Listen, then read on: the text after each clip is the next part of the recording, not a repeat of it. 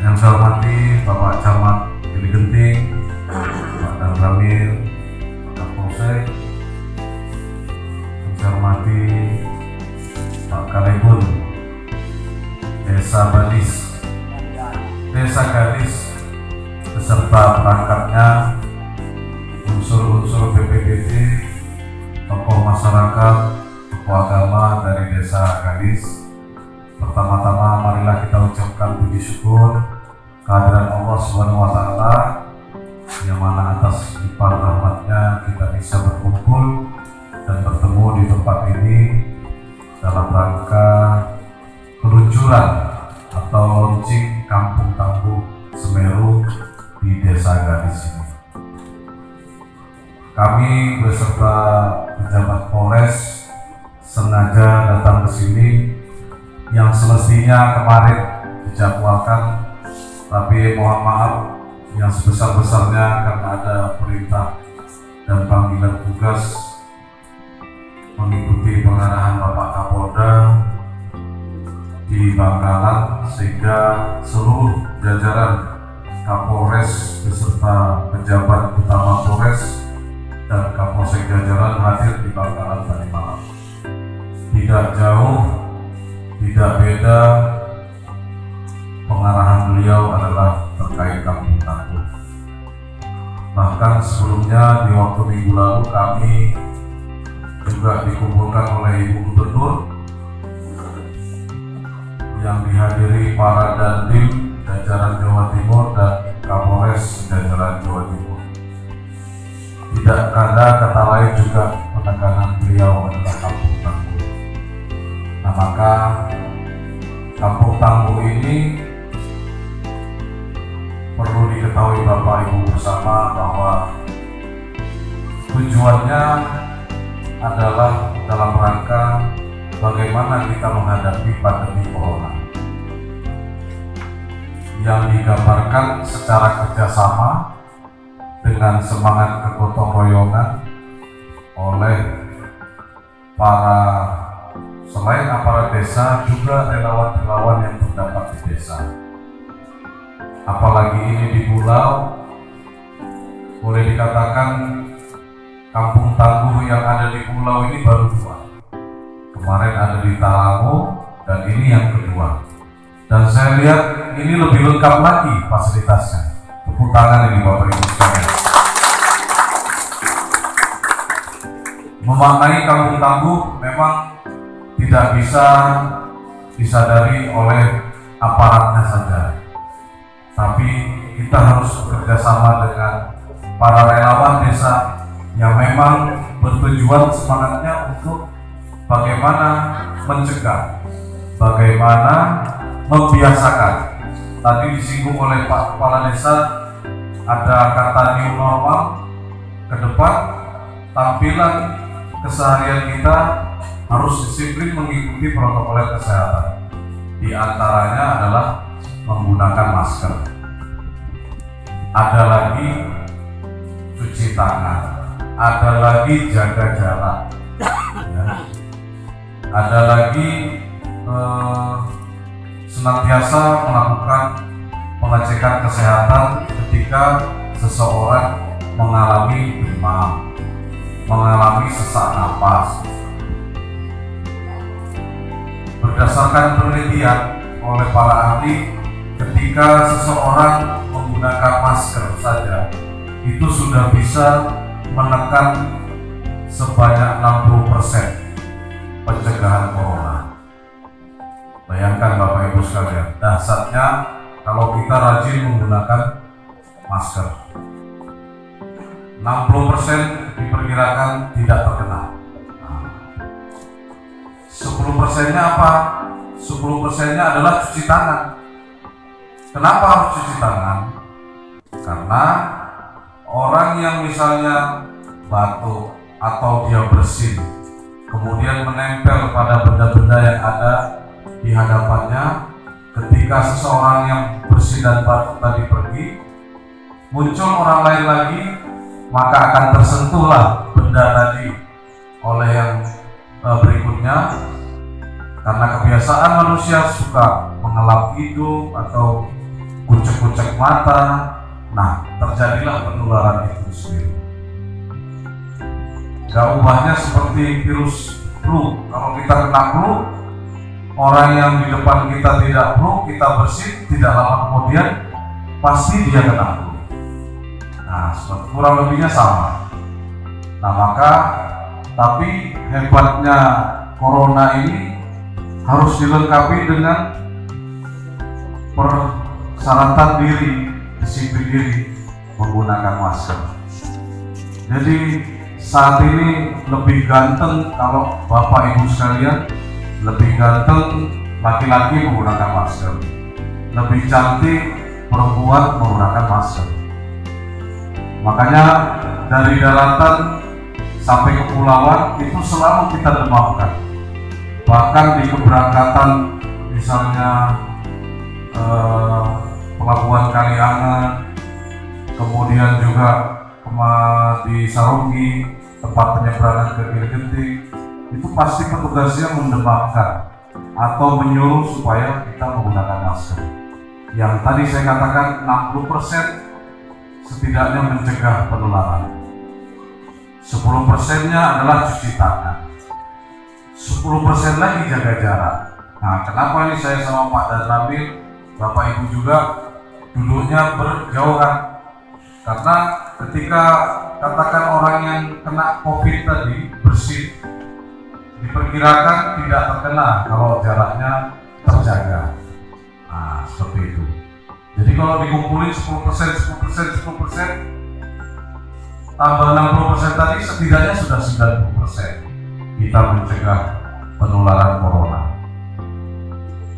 Penyadaran ini memang tidak mudah Bapak Ibu sekalian, karena memang jauh sebelumnya kita tidak pernah menggunakan, dan saat ini saja misalnya kita sering menggunakan, rasanya gimana gitu Pak ya? Panas tuh ya. Nah, ada juga yang kelamaan pakai masker tumbuh jenggot sama kumisnya, kayak dicangkok aja dia. Ada. Ya? Kayak Pak siapa tadi? Pak Maharawi. Kelamaan pakai masker tapi tulisan cukurannya COVID-19. Terbalik, harusnya tumbuh kumis sama jenggot, ini malah ada tulisan. Keren juga saya lihat. Nah, itu bagus. Artinya semangat untuk mencegah COVID-nya bagus. Semangat itu tergambar di sini. Jadi kampung tangguh itu bukan berarti setelah kena ada yang terpapar ataupun terkena virus COVID baru kita bentuk kampung tangguh. Tapi justru sebelum ada yang terpapar atau yang positif corona tadi, kita sudah membentuknya. Dan harapannya ini seterusnya demikian. Karena memang vaksin corona itu belum ada. Maka diharapkan kita disiplin mengikuti protokoler kesehatan tadi, menggunakan masker, rajin cuci tangan, jaga jarak, dan segala macamnya. Obatnya hanya disiplin. Nah, itu Bapak Ibu sekalian. Makanya ada tulisan disiplin adalah vaksin corona. Karena belum ada vaksinnya, sehingga tidak ada kata lain dari diri sendiri yang memang harus senantiasa mengikuti protokol kesehatan. Apapun itu bentuknya, saya meyakini dimulai dari saat ini, sedini mungkin kita melakukan kegiatan kampung tangguh itu, maka kecil kemungkinan akan ada yang positif corona. Tadi saya diberikan penjelasan oleh Ibu Bidan sama perawat bahwa waktu itu sudah ada yang datang pulang dari Jakarta mungkin atau dari perantauan, semuanya dilakukan pemeriksaan. Saya pertanyakan, gimana Bu kalau tidak ada yang melapor? Pasti ketahuan Pak. Nah itu. Jadi semakin kita mempersempit penyebaran tadi, maka semakin tidak akan ada seseorang yang dikatakan bisa menyebabkan penyebaran virus ataupun tidak menular pada yang lain. Saya selalu membaca laporan Pak Kapolsek Gili-Genting. Memang kalau setiap kapal yang datang jam berapapun pasti diperiksa. Dan kami Polri maupun TNI sekali lagi tidak akan bisa bekerja mendisiplinkan masyarakat dengan kampung tangguh ini tanpa kehadiran Bapak Ibu sekalian. Ada juga ajakan kepada tokoh agama, tokoh masyarakat, karena semangat kegotong royongan itu memang harus dicontohkan dari para tokohnya, dari aparatnya. Tapi kalau aparatnya melulu tanpa didukung tokohnya juga tidak bisa. Nah, seperti itu. Tapi saya meyakini di sini sudah tergambar. Ya, melihat periode waktu dari pertengahan bulan Maret sampai sekarang, di sini tidak ada yang positif. Kami dari Forkopimda, Pak Bupati, Pak Dandim, kemudian Ketua Dewan, itu setiap minggu melaksanakan rapat evaluasi terhadap penanganan corona. Ya, alhamdulillah, jika dibandingkan dengan kabupaten lainnya sejajaran Madura, Pulau Madura, kita masih dikatakan penyebarannya sangat lambat. Harusnya kita bangga, bukan lambat pembangunannya, tapi lambat penyebarannya. Karena memang sampai dengan saat ini sudah 18 orang yang positif corona. Hari Jumat atau hari Sabtu yang lalu itu dari 16 bertambah 2 lagi, akhirnya 18. Tapi tingkat kesembuhan juga tinggi. Yang sembuh sudah ada 7 orang. Syukur alhamdulillah. Jadi semua berkat kerja keras antara aparat dengan masyarakatnya. Contoh saja kami melaksanakan penyekatan di perbatasan berdua. Ada Polri-nya, ada TNI, ada Dinas Perhubungan, ada dari elemen masyarakatnya juga. Waktu itu kami terdukung oleh dari Pemuda NU. Lupa saya nama ikatannya apa? Bukan Ansor, bukan Banser juga. IPNU, Ikatan Pemuda NU. Nah, itu namanya IPNU, yang tanpa istilahnya diajak, mereka sadar membantu melakukan pengecekan terhadap pengguna jalan, apakah roda 2, roda 4, bis dan segala macamnya. Nah, itu yang kami istilahnya apresiasi. Tidak menutup kemungkinan di desa ini pun sama. Saya meyakini itu. Karena budaya gotong royong itu, budaya kerjasama adalah warisan leluhur kita. Dari dulu sampai sekarang mungkin ada bersih-bersih desa atau bersih-bersih dusun. Itu selalu tergambar. Ya, walaupun di Pulau Gili-Genting ini ada 4 desa. Yang pertama di Desa Galis, diharapkan Pak Camat, Pak Danramil dan Pak Kapolsek, desa lainnya juga harapannya juga sama membentuk kampung tangguh. Membiasakan, kita sama-sama membiasakan, karena sampai kapanpun corona ini tidak akan mereda. Tadi yang saya gambarkan contoh saja, virus flu itu dari dulu sampai sekarang ada terus, sama dengan corona ini. Jadi kita bekerja ikhlas, bekerja tulus, maka hasilnya akan melebihi daripada yang diduga-duga. Tadi Pak Kale pun sudah katakan ada strukturnya. Intinya kampung tangguh itu memang harus tangguh dia dari sisi ekonominya. Tujuannya tadi contohnya ada lumbungnya, ya kan? Yang kedua, tangguh dari sisi keamanannya. Karena kampung tangguh nanti penggunaannya bukan hanya untuk COVID-19 saja, Pak, ya. Tapi untuk urusan keamanan, ada masalah, semua harapannya bisa diselesaikan di kampung tangguh. Kalau dulu ada yang dikatakan penyelesaian dengan Babinsa atau dengan Babinsa, itu tanpa ada dikatakan kampung tangguh, tapi saat ini penggunaan kampung tangguh juga bisa digunakan untuk sisi keamanannya. Karena tadi siapapun yang datang akan dilakukan pengecekan. Orang yang tidak diketahui asalnya dari mana, mau ngaku-ngaku pasti ketahuan kalau di sini. Nah, maka semakin detail kita melakukan pemeriksaan orang-orang yang datang, pasti juga kita sudah mencegah namanya sisi keamanan. Yang ketiga, tangguh kesehatannya, ya kan? Tadi sudah ditampilkan, sudah saya cek juga bahwa kesehatan petugas kesehatan di sini malah ada nilai plusnya, sudah bisa melakukan pengecekan rapid test. Ya, jadi memang dari sisi kesehatan ini ada 3 caranya, yaitu testing, 3T. Bahasa Inggrisnya testing, tracing, dan treatment.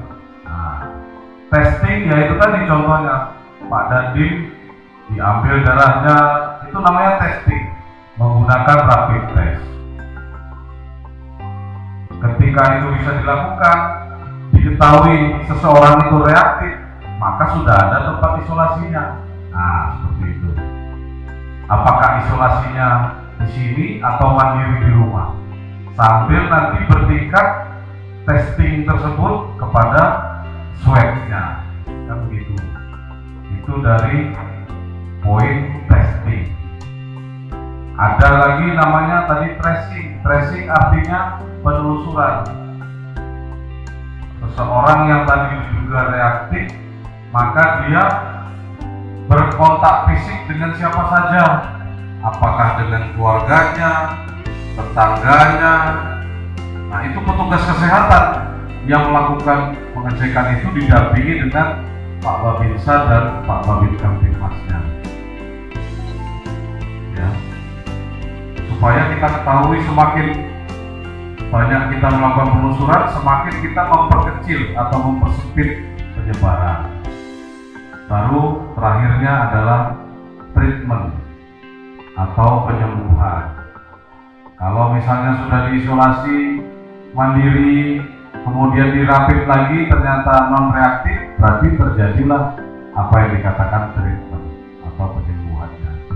Nah, ini yang perlu diketahui Bapak Ibu sekalian, bahwa tadi gambaran Kampung Tangguh ini adalah wadahnya, wadah kerjasama antara aparat dengan masyarakatnya atau dengan relawannya.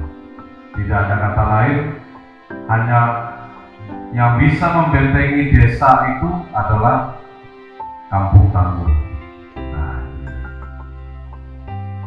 saya sama Pak Dandim, tadinya Pak Dandim juga mau hadir di sini, tapi beliau ada kegiatan. Biasanya saya berdua mendemamkan. Jadi selalu setiap hari Kamis juga sama Pak Bupati setelah rapat evaluasi setiap minggu. Setelah itu pasti ada mendatangi Kampung Tangguh yang siap untuk dilakukan launching atau peluncurannya. Nah, seperti itu Bapak Ibu sekalian. Jadi sampai kapanpun corona ini kita tidak akan bisa hadapi, harus hidup berdampingan nanti dengan corona gitu. Harus hidup berdampingan. Jadi karena hidupnya berdampingan, ya tadi selagi kita menggunakan masker, cuci tangan, jaga jarak, yakinlah penyebaran itu tidak akan terjadi. Seperti itu, mungkin saya akhiri, lebih kurangnya mohon maaf. Semoga Allah Subhanahu wa Ta'ala memberikan kekuatan dan segera menghilangkan virus corona di dunia ini.